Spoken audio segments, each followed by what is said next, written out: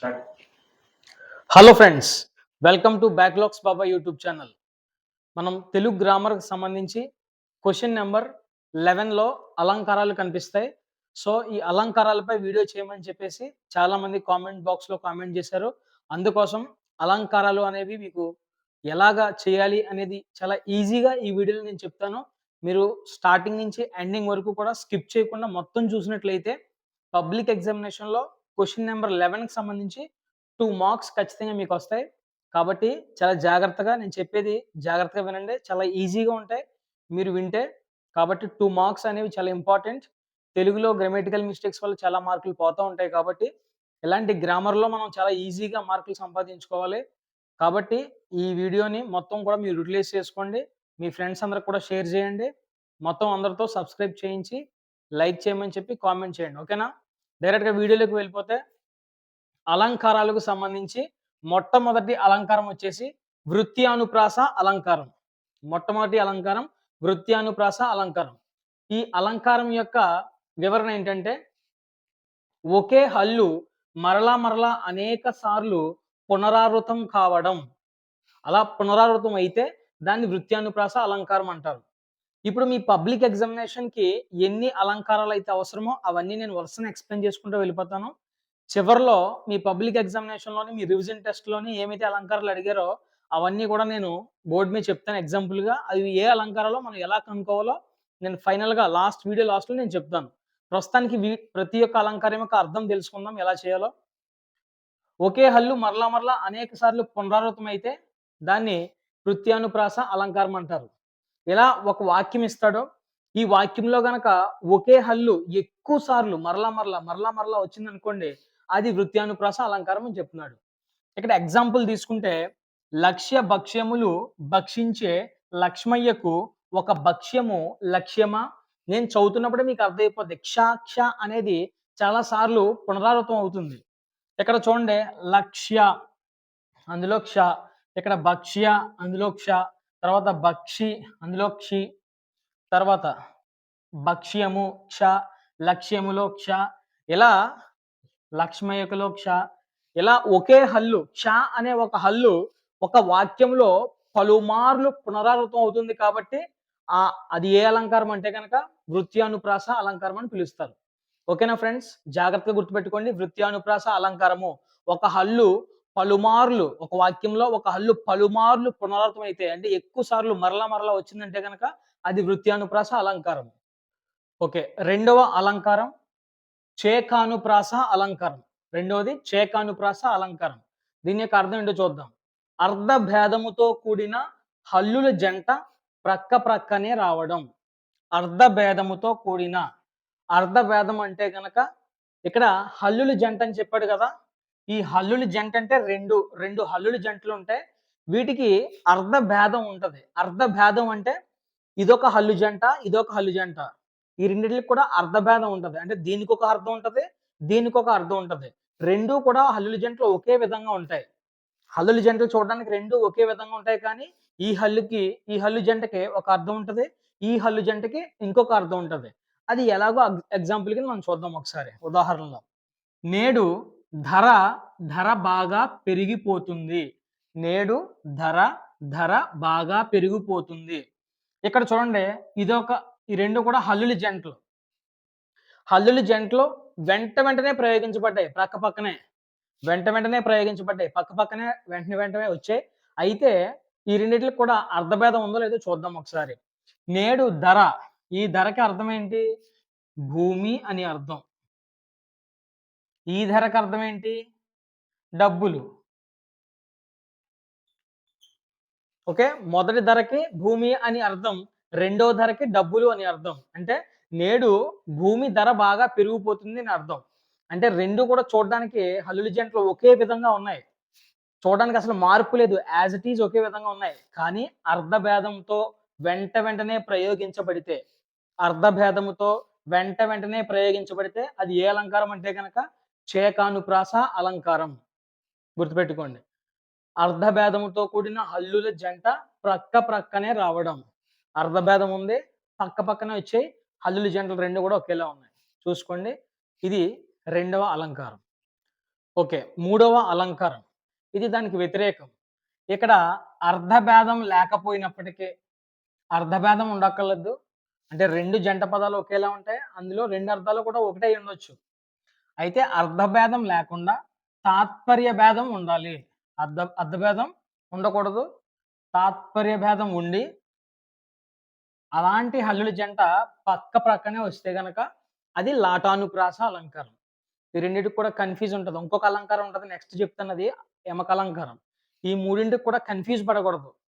అర్థభేదం ఉండి వెంటనే హల్లుల జంటలు ప్రయోగించబడితే అది చేకానుప్రాస అలంకారం. ఇప్పుడు లాటానుప్రాస అలంకారం అంటే ఏంటి?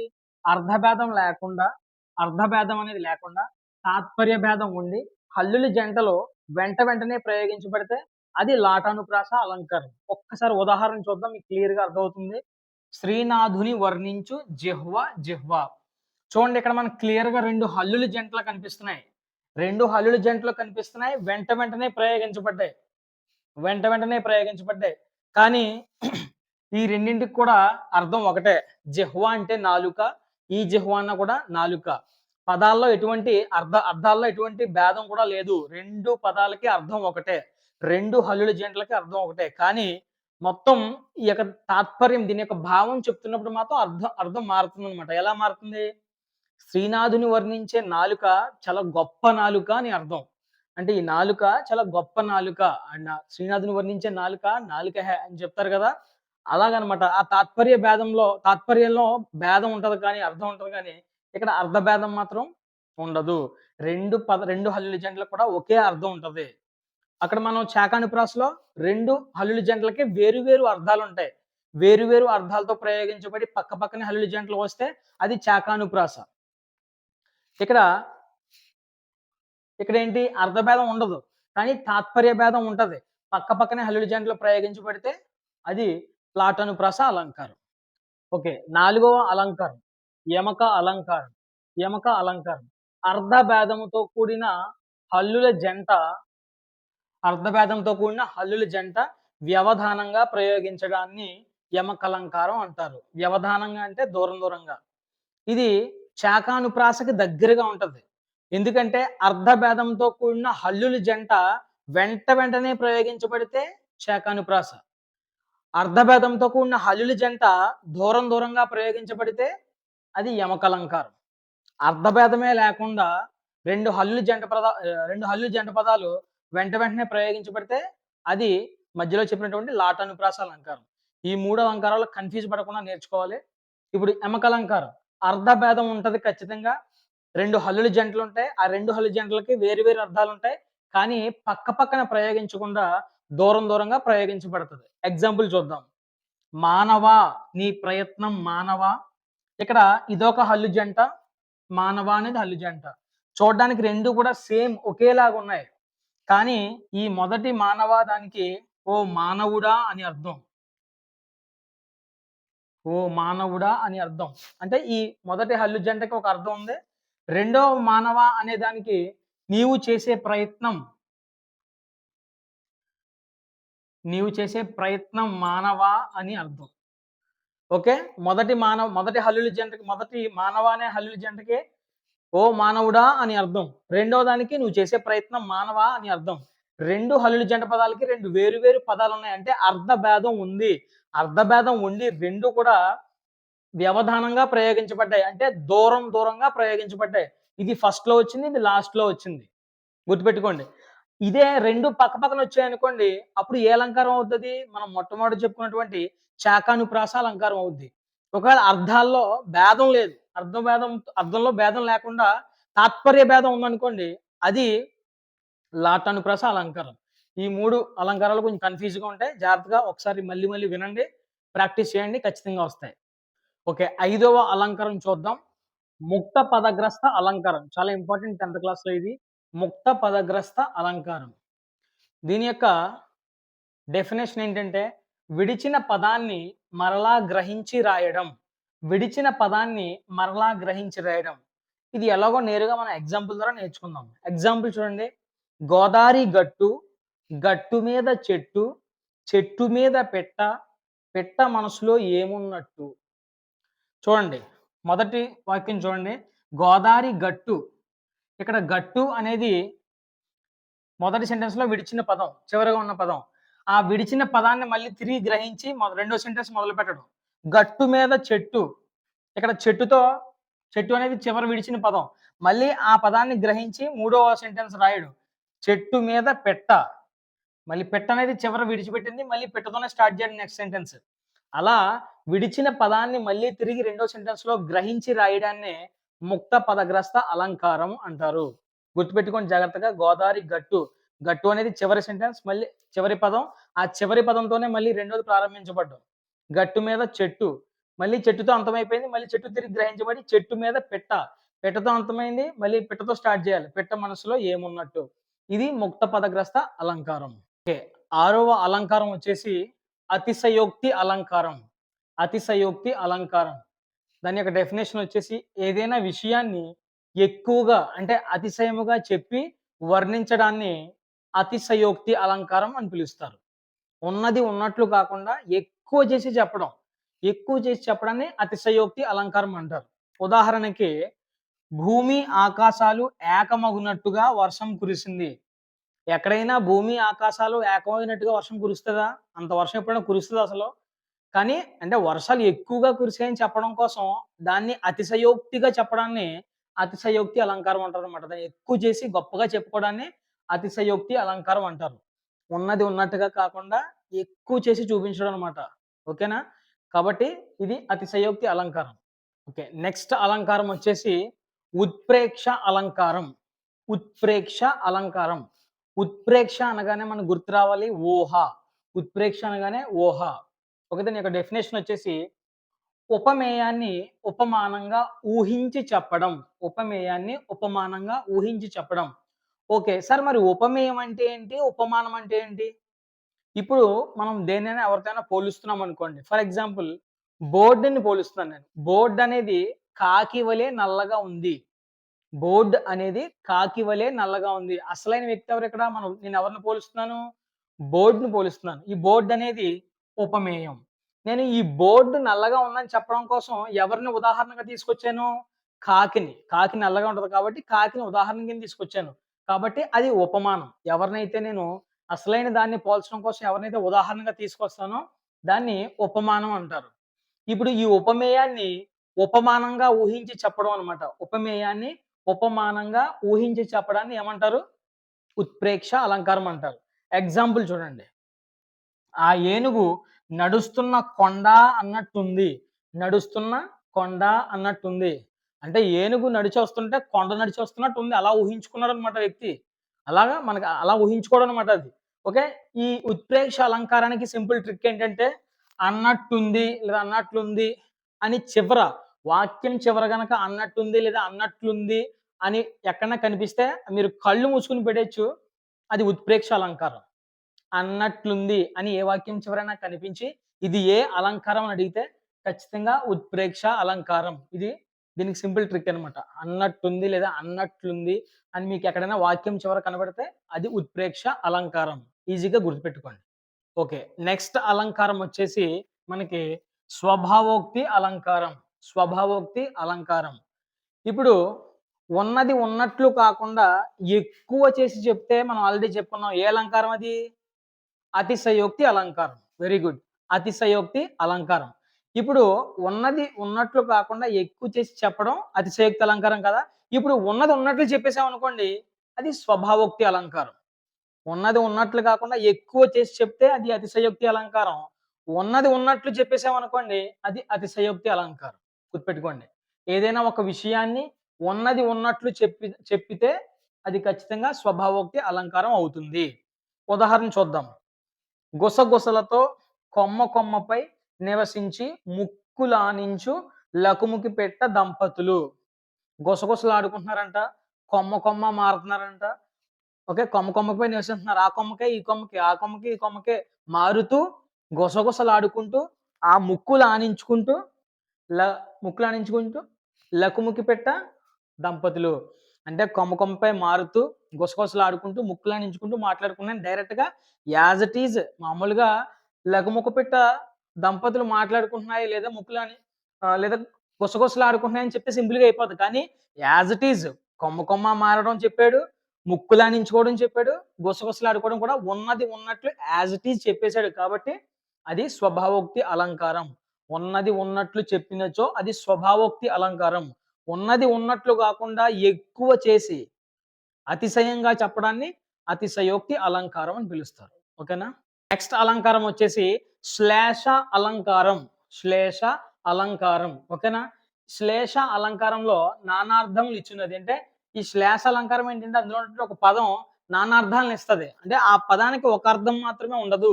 ఆ పదానికి ఎక్కువ అర్థాలు ఉంటాయి. ఓకేనా? అలా ఇచ్చిన వాక్యంలో ఒక పదానికి ఎక్కువ వాక్యాలు అర్థాలుగా ఉన్నాయనుకోండి. ఎక్కువ అర్థాలు ఉన్నాయనుకోండి. ఒక వాక్యానికి ఎక్కువ అర్థాలుంటే అది శ్లేష అలంకారంగా మనం గుర్తించాలి. లేదా పరిగణించాలి. ఓకేనా? ఫర్ ఎగ్జాంపుల్ ఇక్కడ చూడండి. మావిడాకులు ఇవ్వండి. మావిడాకులు ఇవ్వండి. ఇక్కడ మావిడాకులు అంటే మామిడి చెట్టుకుండే ఆకులు ఇవ్వండి అనేది ఒక అర్థం అయితే, రెండోది మా విడాకులు ఇవ్వండి. అంటే పెళ్లి చేసుకున్న తర్వాత భార్యాభర్త కుదరకపోతే విడాకులు ఇమ్మంటారు కదా! మా విడాకులు ఇవ్వండి. అది రెండో అర్థం. ఓకేనా? అలా ఒక వాక్యంలో ఒక పదానికి 2 అర్థాలుంటాయి. నానా అర్థాలుంటే గనక అది శ్లేష అలంకారంగా గుర్తించాలి. మావిడాకులు అనేది మామిడి చెట్టుకుండే ఆకులు ఒక అర్థం. మా విడాకులు పెళ్లయిపోయింది. మాకు కుదరట్లేదు. మా విడాకులు మాకివ్వండి. అది రెండో అర్థం. ఓకేనా? ఇది శ్లేష అలంకారం. నెక్స్ట్ అలంకారం వచ్చేసి రూపక అలంకారం. ఏ అలంకారం? రూపక అలంకారం. రూపక అలంకారం యొక్క డెఫినిషన్ చూద్దాం. ఉపమేయానికి, ఉపమానానికి అభేదం చెప్పడాన్ని రూపక అలంకారం అంటారు. ఉపమేయానికి, ఉపమానానికి అభేదం చెప్పడాన్ని రూపక అలంకారం. ఉపమేయం అంటే అసలైనది. మనం దేన్నైతే పోల్చాలనుకుంటున్నామో అది. ఓకే. ఉపమానం అంటే దేనితో పోలుస్తున్నామో దాన్ని ఉపమానం అంటారు. ఈ రెండిట్లకి భేదం ఖచ్చితంగా ఉండి తీరుతది కానీ, ఈ రూపక అలంకారం ఏం చేస్తది? భేదం లేనట్లు చెప్తుందనమాట. ఎలాగో ఉదాహరణలో తెలుసుకుందాం ఒకసారి. ఇప్పుడు చూడండి ఒకసారి. సంసార సాగరాన్ని ఈదటం కష్టం. సంసార సాగరాన్ని ఈదటం కష్టం. ఇప్పుడు సంసారం అనేది ఉపమేయం. ఈ సంసారం అనేది దేనితో పోల్చాడు? సాగరంతో పోల్చాడు. సాగరం అంటే సముద్రం.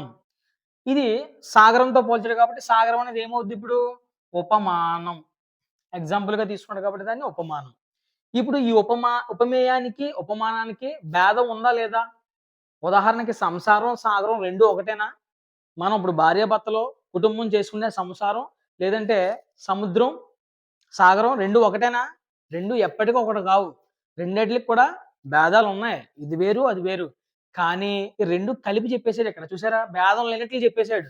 సంసార సాగరాన్ని ఈదటం కష్టం. సంసార సాగరం అంటారు. అంటే రెండిటికి భేదం ఉంది కానీ భేదం లేనట్లు చెప్పడాన్నే రూపక అలంకారం అని చెప్తారు. ఓకేనా? సంసారం అనేది వేరు, సాగరం అనేది వేరు. రెండిట్లకి కూడా భేదం ఉంది కానీ భేదం లేనట్లు అంటే అభేదం చెప్పడాన్నే రూపక అలంకారం అని పిలుస్తారు. ఇది రూపక అలంకారం. నెక్స్ట్ అలంకారం వచ్చేసి క్రమాలంకారం. నెక్స్ట్ అలంకారం వచ్చేసి క్రమాలంకారం.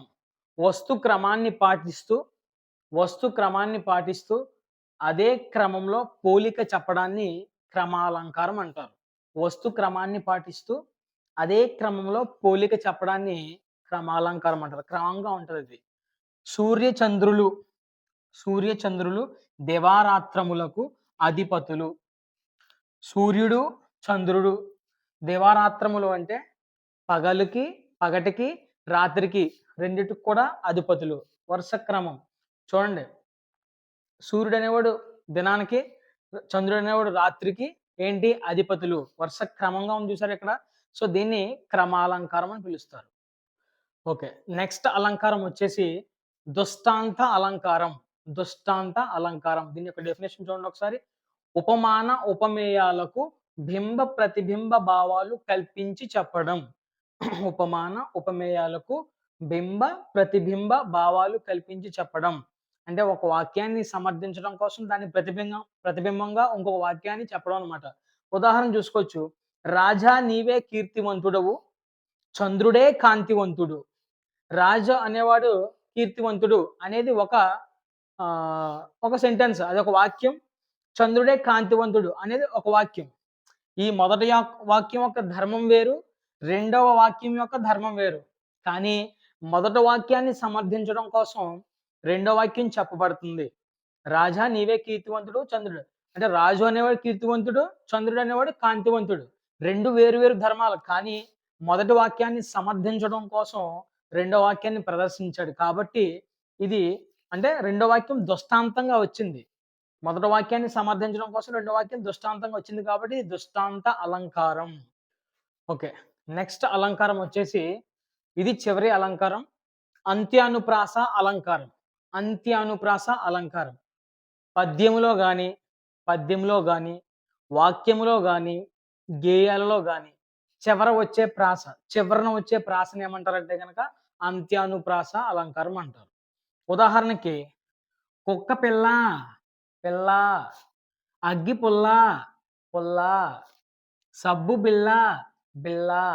ఇక్కడ చివరన్నీ కూడా లా, లా, లా అనే ప్రాస వచ్చింది. కాబట్టి ఈ పద్యంలో చివరన్నీ కూడా ఏమొచ్చాయి? లా, లా, లా అనే ప్రాస వచ్చింది కాబట్టి ఇది అంత్యానుప్రాస అలంకారం అంటారు. ఓకేనా ఫ్రెండ్స్?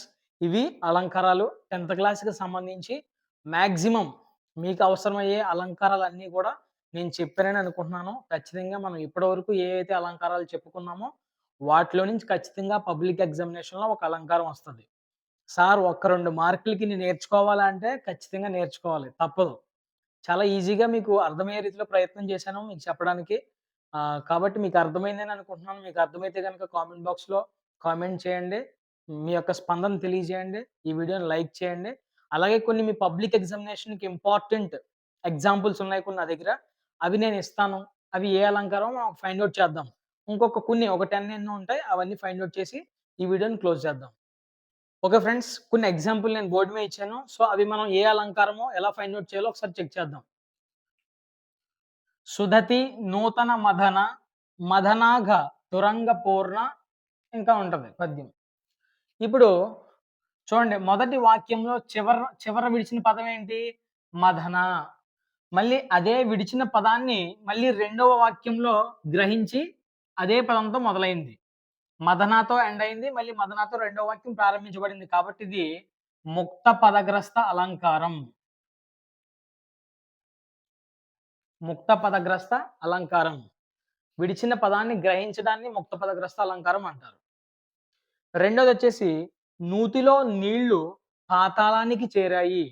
నూతిలో నీళ్లు పాతాళానికి చేరాయి. ఎక్కడైనా నూతిలో నీళ్లు పాతాళానికి చేరతాయా? కొంచెం ఎక్కువ చేసి చెప్పినట్టు లేదా? అతిశయంగా చెప్పినట్టు లేదా? ఇది అతిశయోక్తి అలంకారం. నూతిలో నీళ్ళు ఎక్కడ పాతాళానికి చేరవు. అంటే అంత లోతుగా ఉన్నాయని చెప్పడం కోసం పాతాళానికే చేరిపోయాయని చెప్పడం అన్నమాట ఇది. సో, దీన్ని అతిశయోక్తి అలంకారం అని పిలుస్తారు. అతిశయోక్తి అలంకారం.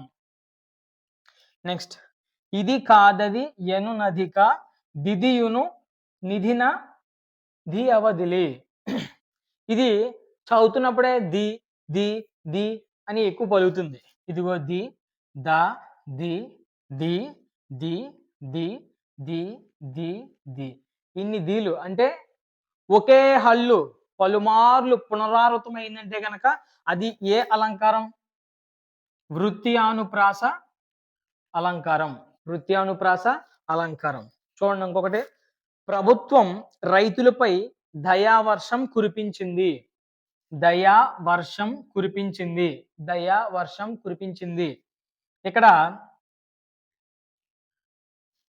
దయా, వర్షం అనేది 2 వేరు వేరు. దయ అనేది, వర్షం అనేది వేరు వేరు. కానీ రెండాటిలికి కూడా దయ అంటే ఒక భేదం ఉంది. ఒక అర్థం ఉంది. వర్షం అంటే ఇంకొక అర్థం ఉంది. రెండాటిలికి కూడా భేదం ఉంది ఖచ్చితంగా. 2 మాత్రం ఒకటి కాదు. 2 భేదం ఉన్నప్పుడు కూడా ఇక్కడ 2 కూడా ఒకటి చేసి చెప్పాడు. దయా, వర్షం అని ఒకటే అభేదం చెప్పాడు. భేదం లేనట్లు చెప్పాడు. కాబట్టి ఇది రూపక అలంకారం. రూపక అలంకారం.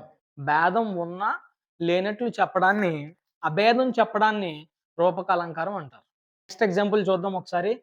ఈ వెన్నెల పాల వెల్లియో అన్నట్టుంది. అర్థం అంతా వదిలేయండి ఇంకా. నేను ఒక ట్రిక్ చెప్పాను. అన్నట్టుంది అని మీకు వాక్యం చివర ఎక్కడన్నా కనిపించిందంటే గనక అది ఏ అలంకారం అని చెప్పాను నేను? ఊహించి చెప్పడం ఉత్ప్రేక్ష అలంకారం. ఉత్ప్రేక్ష. ఓకే. అన్నట్టుంది అని చివర కనిపిస్తే గనక అది ఉత్ప్రేక్ష అలంకారం. నెక్స్ట్ సమస్యల సాధనకు నారి, నారి బిగించింది. ఇక్కడ ఒక 2 హల్లుల జంటలు వెంట వెంటనే ప్రయోగించబడ్డాయి. 2 హల్లుల జంటలు వెంట వెంటనే ప్రయోగించబడ్డాయి. అర్థభేదం ఉందో లేదో చూద్దాం. మొదటి నారికి స్త్రీ అని అర్థం. రెండో నారికి నడుము అని అర్థం. అంటే సమస్యలు సాధించడం కోసం స్త్రీ నడుము బిగించింది అని అర్థం. అంటే అర్థభేదముతో హల్లుల జంట అవ్యవధానంగా ప్రయోగించబడ్డాన్ని అంటే వెంట వెంటనే పక్క పక్కనే ప్రయోగించడాన్ని చేకానుప్రాస అలంకారం. చేకానుప్రాస అలంకారం. అర్థభేదం ఉంది. హల్లు జంట వెంట వెంటనే ప్రయోగించబడింది. అది చేకానుప్రాస. ఇక్కడ ప్రాయము జలకల్లోల ప్రాయము. ఓకే. అర్థభేదం ఉన్నా లేదో పక్కన పెట్టి ఫస్ట్. ప్రాయము, ప్రాయము. 2 హల్లుల జంట వెంట వెంటనే కాకుండా వ్యవధానంగా ప్రయోగించబడింది. అంటే దూరం దూరంగా ప్రయోగించబడింది అంటే గనక అది ఖచ్చితంగా యమక అలంకారం. యమక అలంకారం గుర్తుపెట్టుకోండి. దూరం దూరంగా హల్లుల జంట ప్రయోగించబడితే అర్థభేదం ఉంటది ఖచ్చితంగా. దీని అర్థం వేరు, దీని అర్థం వేరు. కానీ దూరం దూరంగా ప్రయోగించబడిందంటే అది యమక అలంకారం. లాస్ట్ పెరుగుని ఎంత చిలికినా వెన్ననే ఇస్తుంది. పెరుగుని ఎంత చిలికినా వెన్ననే ఇస్తుంది. ఈ స్టేట్మెంట్ ఒకటే. అలాగే మంచివారిని ఎంత బాధించినా మంచే చేస్తారు. వాస్తవానికి పెరుగుని ఎంత చిలికినా వెన్ననే ఇస్తుందనే దాని ధర్మం వేరు. కింద ఎంత బాధించినా మంచివాళ్ళు మంచే చేస్తారనే ధర్మం వేరు. కానీ మొదటి వాక్యాన్ని సమర్థించడం కోసం రెండో వాక్యం దృష్టాంతంగా వచ్చింది కాబట్టి ఇది దృష్టాంత అలంకారం. దృష్టాంత అలంకారం. ఓకేనా ఫ్రెండ్స్? ఇలా చెప్పుకుంటూ పోతే చాలా ఉదాహరణలున్నాయి. కాబట్టి నాకు కూడా అన్ని ఉదాహరణలు చెప్పే ఓపిక లేదు. నా ఓపిక కూడా నశించిపోయింది కాబట్టి మీకు ఎగ్జాంపుల్స్ ఏవైతే ఉన్నాయో అవన్నీ కూడా ఈ వీడియో డిస్క్రిప్షన్ కింద ఇస్తాను. మీకు ఓపిక ఉన్నంత వరకు ప్రాక్టీస్ చేయండి. ఖచ్చితంగా పబ్లిక్ ఎగ్జామినేషన్‌లో వాటి నుంచి ఒకటొచ్చే అవకాశం ఉంది. కాబట్టి ఖచ్చితంగా దృష్టి పెట్టండి. అస్సలు మీరు కాంప్రమైజ్ అవ్వడానికి వీల్లేదు. ఖచ్చితంగా ఈ యొక్క చాప్టర్‌లో ఈ యొక్క గ్రామర్ టాపిక్‌లో అలంకారాలనే టాపిక్‌లో 2 మార్క్స్ మనకు రావాలి. కాబట్టి వినేసామని వదిలేయకుండా జస్ట్ అవన్నీ కూడా ప్రాక్టీస్ చేయండి. ఇంకా మరిన్ని తెలుగు గ్రామర్ టాపిక్స్ చేస్తాను. మీకు ఎలాంటి వీడియోలు కావాలనేది నాకు కామెంట్ బాక్స్‌లో కామెంట్ చేయండి. ఏ టాపిక్ చేయాలనేది. అన్నీ చేయడానికి మనకు టైం సరిపోవట్లేదు కాబట్టి మనం ఇప్పుడు చాలా దగ్గరలో ఉన్నాం పబ్లిక్ ఎగ్జామినేషన్‌కి. సో, అన్ని వీడియోలు చేయాలంటే చాలా కష్టమైన పరిస్థితి. సో, మీకు ఏది కష్టంగా ఉందో అవన్నీ కూడా నేను మీరేం చెప్తే కామెంట్‌లో ఏది పెడితే ఆ వీడియో చేయడానికి నేను మొదటి ప్రాధాన్యత ఇస్తున్నాను కాబట్టి, మీరు అర్థం చేసుకొని మీ రెస్పాన్స్‌ని వెంటనే కామెంట్ బాక్స్‌లో తెలియజేయండి. అలాగే వీడియోస్‌ని కూడా లైక్ చేయడం మర్చిపోవద్దు. ఓకే. ఫైనల్ టచ్ అనే ఒక పేరుతో మనం ప్రతి సబ్జెక్ట్‌కి సంబంధించి ఒక వీడియోని రిలీజ్ చేయడం జరుగుతుంది. Final material. మీరు చాలా మందికి డౌట్ ఉందిది. సార్ ఖచ్చితంగా ఇందులోంచి 100% వస్తాయా సార్? వస్తాయా సార్? అని చాలామంది అడుగుతున్నారు. 100% వస్తదని నేను చెప్పకూడదు. ఓకేనా? మీరు ఏ గ్రూపోళ్ళు మొదలుపెట్టుకొని డి గ్రూపోల వరకు లేదా సి గ్రూపోల వరకు కూడా అందరూ ఫస్ట్ నేనిచ్చే ఫైనల్ టచ్ మెటీరియల్‌ని చదవండి. తర్వాత మిగతా క్వెషన్‌లకి వెళ్ళండి. ఎందుకు సార్ దీనికంత ప్రాధాన్యత అంటే గనక ప్రీ ఫైనల్ పేపర్ ఉంది. ఇందులో మోడల్ పేపర్స్ 1, 2, 3 ఉన్నాయి. అలాగే రివిజన్ టెస్ట్‌లు జరిగాయి కదా మీకు. యాక్షన్ ప్లాన్‌లో భాగంగా రివిజన్ టెస్ట్‌లు జరిగాయి కదా! ఆ రివిజన్ టెస్ట్‌లో క్వెషన్‌లు కూడా ఇందులో ఇంక్లూడ్ చేసి మొత్తం అన్ని బల్క్‌గా ఒక చోట మీకు చదువుకోవడానికి బాగుండే విధంగా తీసుకురావడం జరిగింది. కాబట్టి ముందు మీరు మీకు ఓపిక ఉన్నంత వరకు నేనిచ్చిన ఈ ఫైనల్ టచ్ మెటీరియల్ అంతా కూడా క్వెషన్ చూసుకోవడం, రాసుకోవడం, చదివేయడం. మొత్తం అన్ని కంప్లీట్ అయిన తర్వాతే మీకింకా ఇంట్రెస్ట్ ఉండి, ఇంకా ఓపికుంటే అప్పుడు ఎస్‌సీఆర్‌టీ మెటీరియల్ వైపు వెళ్ళండి. ఓకేనా ఫ్రెండ్స్? మనం పెట్టే వీడియో అన్నిటిలో కూడా 8లు, 4లు మిస్ అవ్వవు. ఖచ్చితంగా పబ్లిక్‌లో వస్తాయి. 1లో కూడా మిస్ అవ్వవు 1 మార్క్స్. ఎటొచ్చి 2 మార్క్ ఏమన్నా ట్విస్ట్ చేయాలనుకుంటే 1, 2 టెక్స్ట్ బుక్ నుంచి డైరెక్ట్‌గా ఇస్తారు తప్ప మిగతాన్ని కూడా యాజ్ ఇట్ ఈజ్ మన వీడియోలో నుంచి వస్తాయి పబ్లిక్ ఎగ్జామినేషన్‌లో కూడా. ఓకేనా? బాగా చదవండి. సమయాన్ని వృధా చేయొద్దు.